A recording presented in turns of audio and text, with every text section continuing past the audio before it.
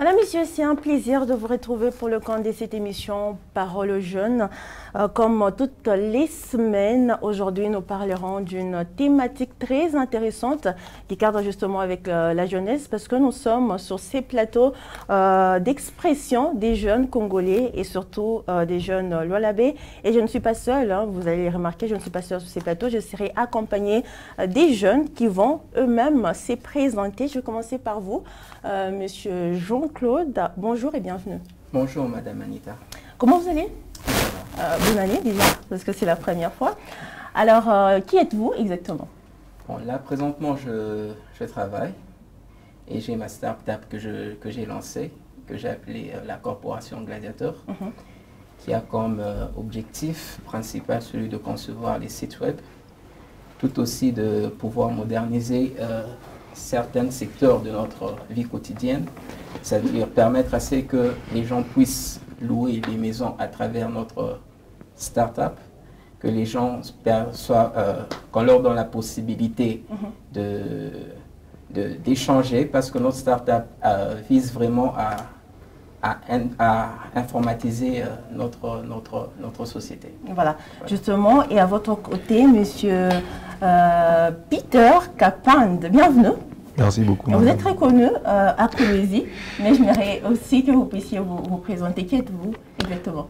Alors déjà, comme vous êtes en train de me présenter, je reprends au nom de Peter Kapand. Je suis étudiant à la faculté de médecine en premier doctorat, délégué général des étudiants de l'université de Kolwezi. Je suis le président de la coordination provinciale des étudiants de la province du Lualaba. Je suis membre du conseil provincial de la jeunesse et un jeune engagé pour le développement de sa province et de son pays. Ah, ça fait beaucoup, ça fait beaucoup en même temps. Alors, mesdames et messieurs, je vous retrouve juste après la présentation de notre sujet du jour. Certains jeunes, souvent ambitieux, veulent à tout prix peaufiner leur cursus académique à l'étranger. Étudier en dehors des frontières congolaises est devenu monnaie courante chez les étudiants congolais. Cela ressemble à un véritable atout majeur sur leur curriculum vitae. Se parfaire à l'étranger, gage d'une réussite au Congo, est-ce une bonne initiative à pérenniser? On en parle dans Parole aux jeunes. Justement, mesdames et messieurs, vous l'avez compris, notre sujet est intitulé Partir étudier à l'étranger, est-ce un gage de réussite en République démocratique du Congo? Et est-ce justement une bonne initiative? Je vais commencer par vous, Monsieur Jean-Claude. Vous avez étudié un tout petit peu à l'étranger, vous êtes allé à l'étranger pour étudier à un certain moment de votre vie. Donc, pourquoi était-il si important pour vous? Merci Madame Anita. Effectivement, entre 2013 et 2015, j'étais en Afrique du Sud, où j'ai étudié pendant un moment à l'université de Pretoria. Pourquoi c'était important? C'était justement parce que j'estimais que les études, comme la plupart d'entre nous, nous estimons que les conditions d'études à l'étranger est meilleures qu'ici chez nous. Alors, c'était principalement ça ma motivation. Mais je reste quand même persuadé que l'enseignement, c'est d'abord une question individuelle avant que ça devienne une question de la société. C'est-à-dire que nous devons nous former, nous auto-former, surtout lorsqu'on est à l'université. Nous devons avoir cette habitude-là de lire, de nous auto-former et de ne pas seulement se contenter de ce que les enseignants nous donnent à l'université comme matière, mais d'aller plus loin, c'est-à-dire en lisant les livres, en ayant d'autres moyens par lequel tu peux acquérir certaines connaissances de la matière qui t'intéresse. Mais pourquoi avez-vous choisi l'Afrique du Sud, justement? Justement, les raisons sont multiples. Là, parce que je dirais déjà, premièrement, parce que j'avais de la famille là-bas. Et c'était déjà ça, avoir la famille sur place. Et la deuxième raison, c'était parce que j'étais persuadé qu'en allant là-bas, j'aurais une meilleure formation. Plutôt que d'étudier ici au pays. Voilà. Et vous, Monsieur Peter, êtes-vous de ceux qui rêvent d'aller étudier à l'étranger? Aller étudier à l'étranger, oui, ça m'étonne dans le sens où cela permet de m'ouvrir avec de nouveaux milieux et j'apprends aussi plus. Parce que quand on reste chez soi, on n'a que ce qu'on obtient de la maison. Mais voyager, aller dans d'autres pays, faire face à d'autres cultures nous permet d'apprendre et de nous développer. C'est très important dans le sens où les conditions d'études ailleurs, dans d'autres pays, sont meilleures qu'ici chez nous. Moi, je trouve que c'est déjà aussi une bonne idée, mais voilà, c'est quelque chose à expérimenter. Justement, pensez-vous que c'est justement pour la même raison que beaucoup d'étudiants rêvent d'aller étudier à l'étranger? Ça peut être ça la raison, mais chez certains, j'ai compris qu'il y avait une forme de complexe qui leur poussait d'aller à l'étranger. Premièrement, peut-être pour impressionner les autres, pour dire voilà, quand même, moi je suis allé ailleurs pour étudier. Mais pour ceux-là qui y vont avec conviction, qui y vont avec objectif, c'est une très bonne chose et moi je ne peux que leur encourager. Justement, est-ce que étudier à l'étranger, est-ce un gage de réussite ici au Congo, Monsieur Jean-Claude? Non, pas du tout. Pourquoi? Pas du tout, parce que les témoignages sont multiples de ceux qui sont allés à l'étranger, mais qui, une fois rentrés au pays, ils sont en quelque sorte, ils ont été déracinés. Pourquoi est-ce que je dis cela? Lorsque tu étudies à l'étranger, tu es dans un environnement qui est différent des réalités du pays. Et généralement, même quand ces gens-là reviennent et qu'on leur donne des postes, ils ont du mal à exceller. Pourquoi? Parce qu'ils ont été déracinés de la réalité du pays. Tandis qu'une personne qui étudie ici sur place, il a fait ses études universitaires ici sur place, il s'est créé une connexion, c'est-à-dire les personnes avec qui il a étudié, des professeurs qui lui ont donné cours, et ça crée des connexions qui peuvent lui permettre facilement d'obtenir un emploi. Parce qu'il faudrait qu'on se le dise, les opportunités viennent aussi en fonction des relations que l'on a pu se créer. Et c'est aussi ça qui fait que lorsqu'une personne a étudié à l'étranger et qu'il est rentré ici chez nous, il a du mal à s'adapter aux réalités du pays, plutôt qu'une personne qui évolue ici sur place. Êtes-vous d'accord? Je suis du même avis.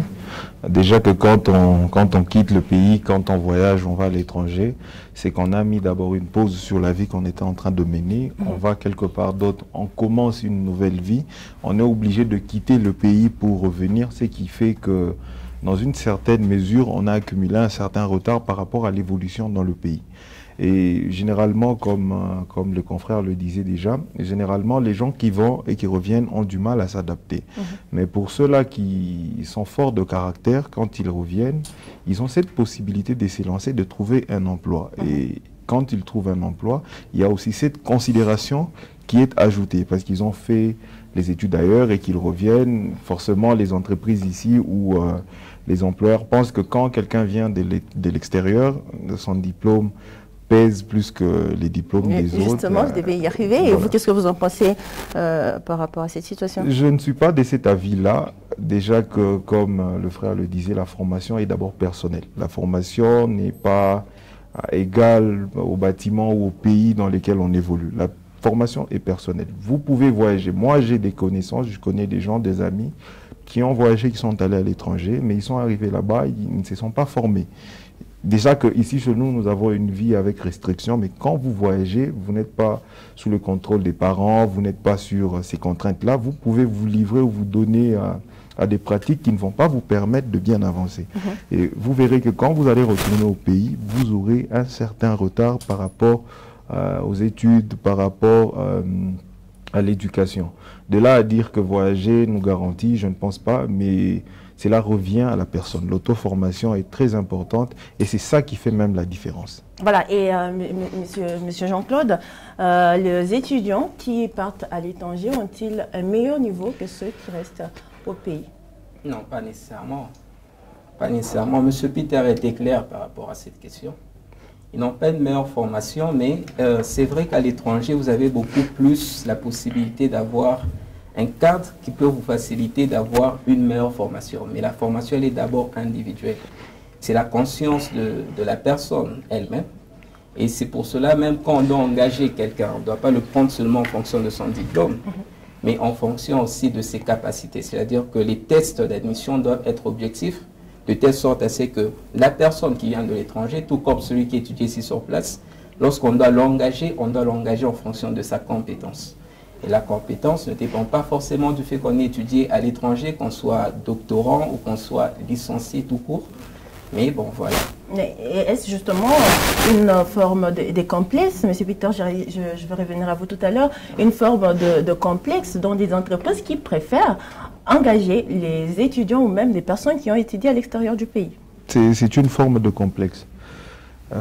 On pense chez les Congolais, il y a une mauvaise manière qui s'est installée, celle de croire que ce qui vient de l'extérieur est meilleur que ce que nous avons ici chez nous. Je suis étudiant, comme je le disais. Dans notre faculté, nous comptons beaucoup de Camerounais qui quittent chez eux pour venir se former ici chez nous. Nous avons de la matière, nous avons de la compétence, seulement peut-être que les édifices ou les infrastructures ne donnent pas ce même aspect-là. C'est ce qui fait douter. Mais de là à dire que ce qui vient de l'extérieur est meilleur que ce qu'on trouve ici, je ne suis pas d'accord totalement à 100% avec ça. Pour ce qui est des gens qui évoluent ici, ils sont forts. Je prends toujours l'exemple du domaine que je suis. Quand un médecin quitte le Congo pour aller dans d'autres pays, un médecin qui s'est bien formé, qui quitte le pays pour aller qui quitte notre pays pour aller à l'extérieur, vous verrez que ce dernier sera pris avec considération. Notre frère Jean-Claude, il venait tout à l'heure de dire qu'il venait de l'Afrique du Sud, et lui, il peut d'ailleurs nous prouver, la majorité, ou peut-être 40% des médecins que nous retrouvons en Afrique du Sud, la majorité sont venus d'ici et sont allés s'installer là-bas. De même qu'en Zambie, en Angola, partout. Je pense que c'est une façon de voir qui s'est installée chez nous et qui n'est pas bénéfique par rapport à notre pays. C'est juste une mauvaise conception. Une mauvaise conception? Exactement. Il a parfaitement raison. Et pour un témoignage personnel, j'ai moi-même dans ma famille des membres qui ont terminé ici au pays, à Ngilou. Et après leurs études, ils sont allés s'installer ailleurs. Et lorsqu'ils sont arrivés là-bas, ils ont vraiment été pris avec beaucoup plus de considération. Et voilà, il a parfaitement raison, c'est que... Et faut-il nécessairement justement quitter les pays pour aller étudier à l'étranger, puisque vous avez dit, vous avez donné un exemple des médecins qui sont plus considérés à l'étranger qu'ici en République démocratique du Congo. Monsieur Peter. On peut quitter, aller à l'étranger peut-être pour parfaire ses études, pas forcément aller faire ses études là-bas. On peut aller pour acquérir des compétences qu'on ne retrouve pas ici chez nous, par exemple. Par exemple, le domaine de la robotique. Vous voyez ces genres de domaines que nous ne trouvons pas ici chez nous. Quelqu'un peut s'offrir ce luxe-là d'aller suivre des formations complémentaires et revenir apporter un plus au pays. On ne doit pas assister à cette fuite-là des cerveaux où tout le monde doit quitter le pays, partir finalement. Qui va construire chez nous ou qui va valoriser chez nous, je voulais dire. Donc moi, je serais d'accord d'avis que la personne peut quitter le pays, aller parfaire son éducation avec les bases d'ici chez nous et puis revenir apporter un plus par rapport aux matières que nous manquons ici chez nous au pays. Et vous? Exactement.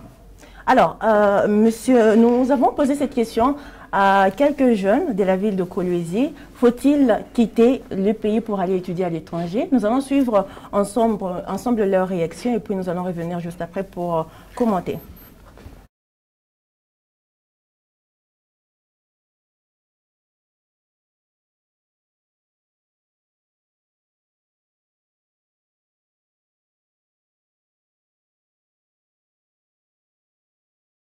Je pense que faire les études à l'étranger, oui, c'est une bonne chose. Déjà que dans d'autres entreprises, on est en train de privilégier certaines personnes qui ont effectué leurs études à l'étranger. Personnellement, je dirais que c'est bien à ces points. Mais il y a d'autres personnes, ils quittent les pays, surtout les filles. Hein. La personne était bien. Moi, j'ai déjà vu une personne qui a quitté les pays. Elle n'avait pas d'enfant. Elle est partie étudier à l'étranger. Et ses parents croyant que la fille est à l'université, mais la fille était tombée enceinte là-bas, elle a même accouché l'enfant. Et les jours que les parents étaient partis rendre visite à la fille à l'étranger, ils étaient vraiment déçus.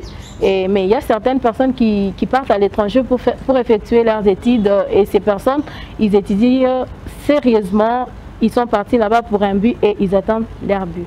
Non, pas forcément. On peut toutefois effectuer les études à l'étranger, mais on revient au pays, on est toujours chômeur. On n'arrive même pas à entreprendre quelque chose. Et il y a certaines personnes aussi qui étudient au pays, mais ils s'en sortent. C'est pas dire que réussir dans la vie, il faut seulement aller à l'étranger. Si c'était comme ça, on ne devait pas avoir des universités au pays. Donc moi je dirais que même ceux qui partent à l'étranger, même ceux qui étudient au Congo, parce qu'on est déjà au Congo, même ceux qui étudient au Congo, bon, on est presque égal, selon moi.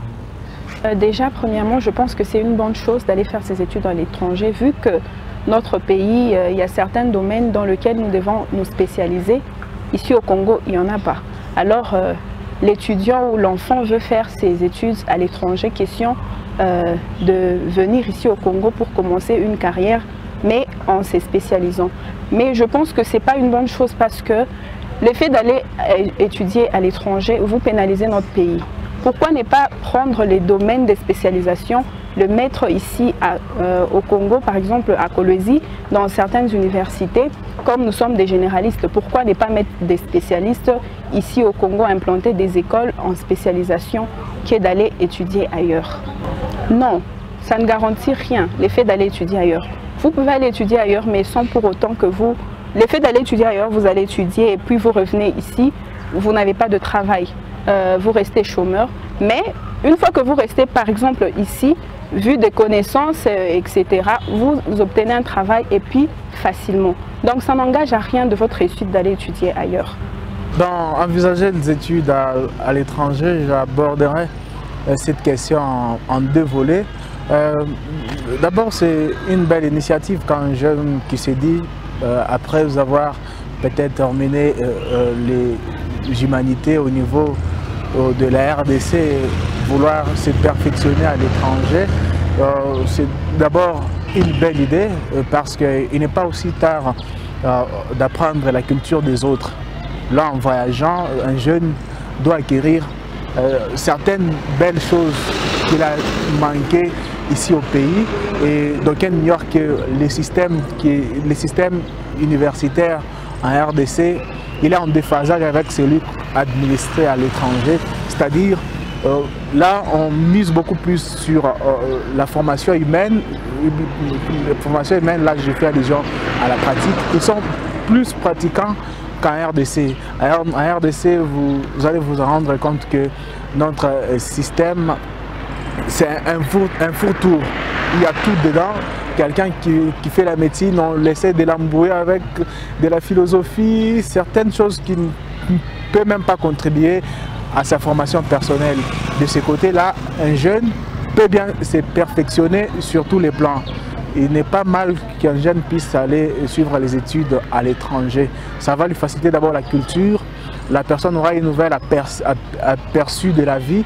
Mais là où je décourage ceux qui veulent faire leurs études à l'étranger, c'est au niveau de l'argent. Parce que quand on travaille, on a cette habitude de gagner beaucoup d'argent. Vous imaginez quelqu'un qui est à l'étranger, là-bas les logements c'est très cher, les études, n'en parlons même pas, d'abord pour se payer les billets d'avion, c'est pas facile. Vous imaginez quelqu'un à l'issue de ces dépenses monstrueuses, il retourne au pays, il est engagé dans une entreprise là où on lui paye $200, $400. Vous voyez que c'est une perte d'abord pour lui sur le plan financier. Et le mieux ce serait de réunir les moyens qui devrait vous aider à survivre à l'étranger, qu'on donne à l'enfant. L'enfant essaie un peu de se lancer dans l'entrepreneuriat. Avec toutes les dépenses qu'on devrait faire, l'enfant peut se reconstruire une vie et qu'il soit autonome au pays. Mais je ne découragerai pas ceux qui envisagent faire des études à l'étranger. Ils peuvent les faire, mais qu'ils trouvent aussi de l'emploi là-bas. Pas étudier là-bas et venir chercher de l'emploi ici, non. C'est mieux. Vous étudiez par exemple en France, aux États-Unis, au Canada, et vous créez de l'emploi toujours là-bas. Là, vous allez jouir de votre connaissance, vous allez jouir de votre long voyage que vous avez quitté la RDC vers une autre destination. Ça serait un peu très intéressant au lieu seulement d'étudier à l'étranger et venir quémander en RDC. Pour moi, je dirais que c'est important, tout comme c'est pas trop spécial de faire ses études à l'étranger. Nous avons juste une mauvaise conception, disons qui nous met en tête que faire les études à l'étranger, c'est ça réussir la vie. Or que nous avons ici au pays des hommes politiques qui sont devenus des grands hommes aujourd'hui, qui ont fait leurs études ici et qui sont devenus grands. Il y a même de ceux qui sont partis faire leurs études à l'étranger, mais qui sont rentrés au pays sans rien faire. Et je peux dire ça. c'est pas du tout trop spécial. Il y a des parents qui dépassent leur budget juste pour amener leurs enfants à l'étranger, pensant qu'aller à l'étranger, c'est ça même réussir la vie. Alors pour moi, faire les études à l'étranger, ça a des côtés positifs et tout comme des côtés négatifs. Des côtés positifs parce qu'à l'étranger, il y a beaucoup plus de moyens techniques et tout ça qui permettent à ce que les enfants puissent bien évoluer lorsqu'ils sont en train d'étudier et d'acquérir beaucoup plus d'expérience facilement parce qu'ils sont en train de faire aussi la pratique. Ils étudient des choses qu'ils sont en train de voir en même temps. Mais le côté qui devient négatif, c'est que quand on fait les études à l'étranger, nous sommes en train de tuer l'enseignement d'ici chez nous. Et c'est par là que vous allez vous rendre compte que même notre gouvernement n'arrive pas à mettre assez de moyens pour valoriser notre enseignement. Si seulement tout le monde décidait d'abord de rester ici, et nous tous, on se tient main dans la main, on s'est dit, nous allons faire de sorte que notre enseignement puisse aller aussi de l'avant, qu'on puisse nous payer des moyens, nous donner des moyens techniques et tout ça pour nous permettre de bien étudier. Vous allez voir que même le gouvernement va songer à ça. On a eu à connaître un problème avec l'université d'Écologie qui n'a pas été agréée. Pourquoi? Parce que la faculté de médecine, parce qu'elle manquait des cliniques universitaires. Tout ça, c'est parce qu'il n'y a pas de moyens. Et dans ce genre de cas, ça nécessite à ce que des gens puissent s'élever, puissent marcher ensemble afin de demander ce genre de choses. Et vous allez vous rendre compte, si on arrive à donner cette clinique à l'université, vous allez vous rendre compte aussi que les jeunes n'auront plus à aller dans d'autres pays, Sénégal ou bien en Europe pour les poursuivre leurs études. Ils auront qu'à rester ici et faire les études. Pourquoi? Parce qu'il y a des moyens nécessaires pour les permettre de bien étudier. Donc c'est un peu comme ça que moi je peux répondre à cette question. Pas nécessairement parce que nous avons beaucoup d'amis qui ont fait des études, même des longues études, des grandes études à l'étranger. Mais ces amis, nous sommes en train de déambuler ensemble. D'ailleurs, nous sommes en marchant, hein, on les taquine que vous nous dépassez seulement en parlant en anglais. Hein, vous sentez qu'il n'y a pas vraiment de différence. Seulement que moi je dis la formation, elle est d'abord personnelle. Quand on arrive à s'auto-former, peu importe où on peut être, on peut bien exceller. Ce n'est pas l'effet d'aller étudier à l'étranger qui garantit nécessairement la réussite de la vie dans son pays. Parce que nous voyons beaucoup de gens qui ont fait des études aux États-Unis, qui ont fait beaucoup d'études en Inde et tout ça, mais qui sont là, qui ne font rien. Et vous allez remarquer la plupart de ces gens-là qui sont en train de réussir, c'est qu'ils ont été pistonnés peut-être par leurs frères, par leurs parents et tout ça. Mais sinon, dans le cas de dire les gens réussissent, moi en tout cas je m'inscris un peu en faux par rapport à cette affirmation. Voilà, nous sommes des retours. Je crois que M. Peter était en train de sourire un tout petit peu quand il a vu toutes ces réactions, Jean-Claude également. Alors, j'aimerais que vous puissiez réagir par rapport à tout ce que vous avez pu entendre sur ces plateaux de la part des jeunes. La plupart d'entre eux sont étudiants. Je vais commencer par vous, Jean-Claude. Qu'est-ce que vous en pensez justement de tout ce qui a été dit? Ils ont pratiquement dit tout ce qu'on a dit, tout ce qu'on a abordé sur le plateau. Et je pense qu'ils ont raison, mais j'aimerais insister sur quelque chose. C'est lorsqu'on parle d'améliorer les conditions d'études ici, sur place, au pays. Pourquoi? Parce qu'il ne faudrait pas qu'on se voie la face. J'étais en train une fois de réfléchir et je me disais, notre développement dépend de notre éducation. L'éducation est le moteur pour notre développement. Et si nous réussissons au niveau de l'éducation, nous allons arriver à développer ce pays. C'est ça même la clé pour notre développement. Alors, il faudrait que nous puissions penser à la réforme, à réformer notre système éducatif.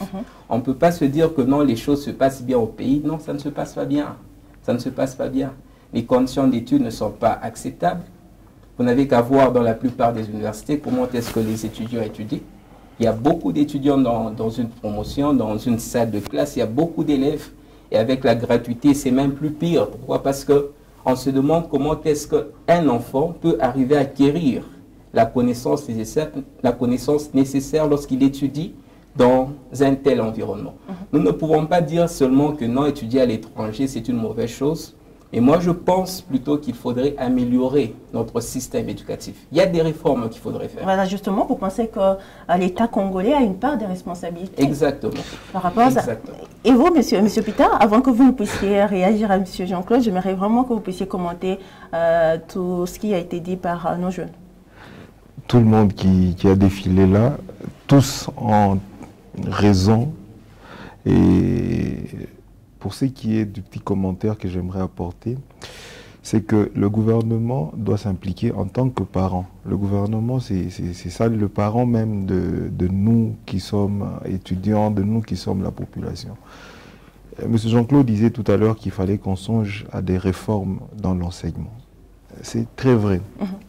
Vous imaginez que quand nous regardons les livres des enseignants qu'ils utilisent pour nous enseigner, il y a d'autres livres qui datent de 1980. Y a-t-il une adéquation entre la formation professionnelle et le marché de l'emploi, justement? Justement, les choses évoluent, le monde évolue. À l'époque, nous utilisions des anciens modèles de téléphone. Aujourd'hui, ce sont des smartphones.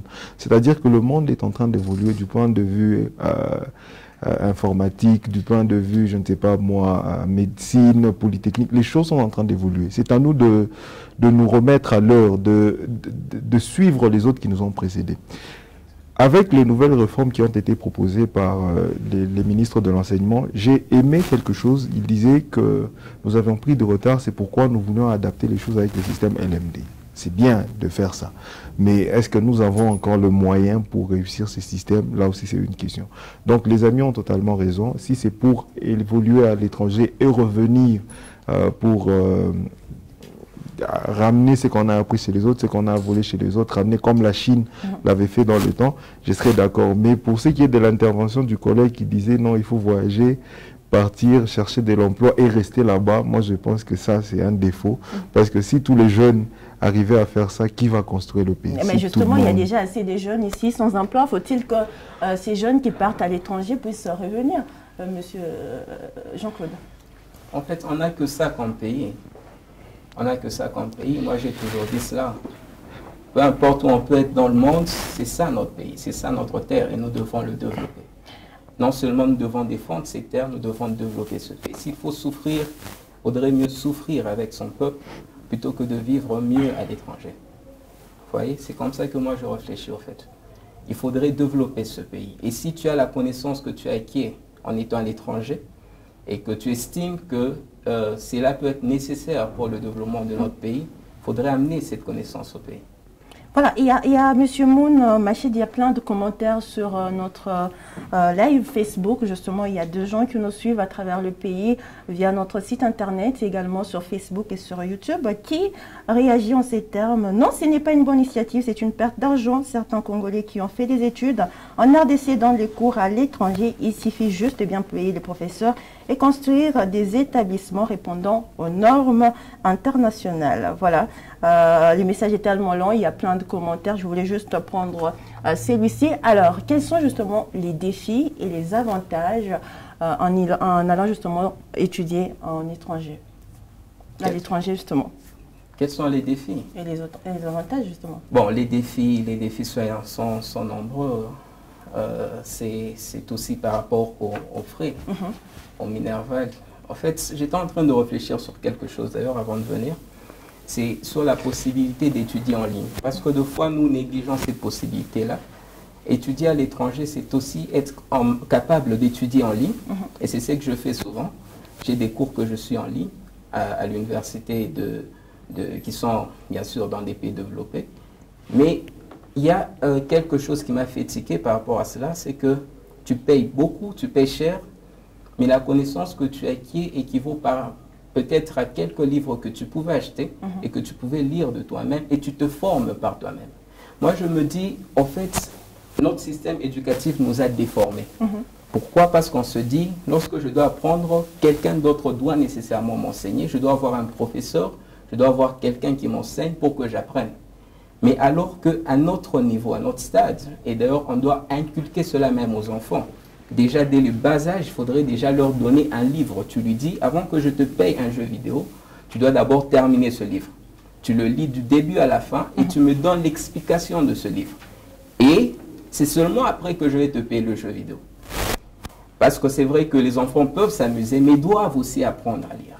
Ils doivent apprendre à lire. C'est très important. Lorsque vous inculquez cela déjà à un enfant, il se dit, ben, je peux m'auto-former, je peux lire et apprendre. Je peux, au lieu de passer mon temps sur YouTube à suivre de la musique ou autre chose, il y a des formations que je peux suivre en ligne et qui peuvent être utiles par rapport à ce que j'aimerais faire comme carrière.